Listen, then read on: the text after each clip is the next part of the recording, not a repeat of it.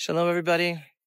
Yes, I am back in IDF uniform, the fourth time since this war began. It's another call up, another mission, another reminder that these are not normal times in Jewish history. But you know me, we are living in the days of redemption. Not a fantasy version with clouds splitting open and voices from the heavens, but the real, raw, messy kind. The kind that our prophets in the Tanakh actually spoke about. The kind where the Jewish people, back in our ancestral homeland, rise from the ashes of exile, reclaim our strength as a nation of warriors, and finally stand up for ourselves. Yes, we still face darkness. Yes, we've been hit with unbearable loss on the October 7th of 2023 on Simchat Torah. But for the first time in over 2,000 years, we are not sheep being led to the slaughter defenseless. We are the lions of Judea, living in the hills of Judea, standing tall, fighting back, and making our enemies pay a heavy price for their ideological genocidal evil. As tens of thousands of our IDF soldiers right now have been called up to fight in Gaza, I return with my friends to protect our people here in Judea and Samaria, because the threat hasn't disappeared, and we will never allow on October 7th to happen again, not in the south of Israel, not in the heartland, biblical heartland of Israel and Judea and Samaria, not anywhere, not ever. And while we fight with clarity, the Western world is losing itself in moral confusion. They isolate us, condemn us, literally fund our enemies, call to reward Hamas for their genocide against us by voting to recognize a Palestinian terror state and then call it justice. But the truth is, their societies in the West are crumbling. Their cities are changing. Their cultures are being taken over, not with bombs, but with the Muslim woman's womb and the sword of cultural jihad. They're changing. Germany, France, Sweden, Britain. Those Western countries have no future because they've stopped believing in truth, in family, in their identity, and in God. But we in Israel, we believe in all those things, and we, the Jewish people in Israel, have a bright future. Yes, it's a hard road with plenty of ups and downs still ahead of us, but it's our road and the one that we are fighting for and we are paving. It's a road of redemption, a road of return, a road paved with the sacrifices of our heroes and the prayers of generations before us. To my brothers and sisters, never forget the privilege we have to fight for our people in our ancestral homeland with our own army, a privilege that our ancestors did not have for over 2,000 years, 2,000 years of being defenseless in the diaspora, in exile.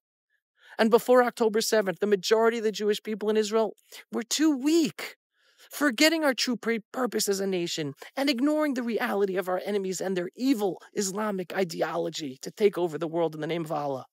But the October 7th tragedy changed that. It woke up the majority of Jewish Israelis. And to our enemies, you will never break us. You may hurt us. You may kill us. But the fire inside us burns brighter all the time. And to the world, you can isolate us. You can hate us. You can reward our enemies to destroy us. But we're not going anywhere. We are home. The light of redemption is rising, and no amount of Western darkness or moral confusion can extinguish it. And yes, when Hamas named this war the Al-Aqsa flood, they made their intentions crystal clear. Their war against us isn't about land or borders. It is an Islamic religious war against all infidels and against the Jews, a war to rip Jerusalem from our hands, a war to erase our eternal connection to the Temple Mount, our holiest site that really is not holy to them because they don't treat it with holiness. But we know the truth. We're not just fighting to survive.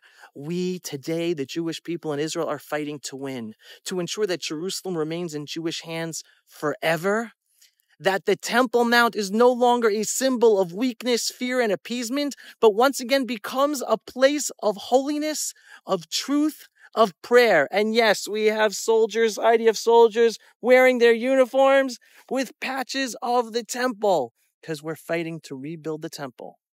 The true victory in this war will not be complete until we rebuild the third temple, not just for us, but as a house of prayer for all nations on earth, exactly as the prophets of Israel prophesied and promised. This is our land. God gave the land to the Jewish people for us to fulfill our destiny in order to save and bring redemption to humanity. Jerusalem is our capital, and this is our destiny also to build the temple, rebuild it, and no flood of terror will wash it away. Am Yisrael Chai, the Jewish people lives, and not just lives, the Jewish people are awakening. Stick with us. Strengthen your faith. God knows what's happening. Whether bad things that happen around us or in our personal lives, never lose your faith. Strengthen your faith. There is a reason for everything. Stay true to your identity. Stay true to your values. Stay true to God and stand with Israel and the Jewish people. Am Yisrael Chai. If you are not yet a subscriber to our daily, belief-based, inspiring, politically incorrect, truthful videos about Israel, the Jewish people, and the freedom-loving world, what are you waiting for? Go to pulsevisual.com and click to subscribe today. And yes, we are a donor-based operation.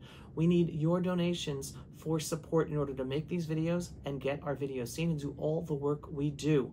So every once in a while, whether a large donation or a small donation, just go to pulsevisual.com and click on the donate button. Shalom, everyone, and thanks for watching. Pulse of Israel, frontline videos from the Holy Land. Support our work by donating today.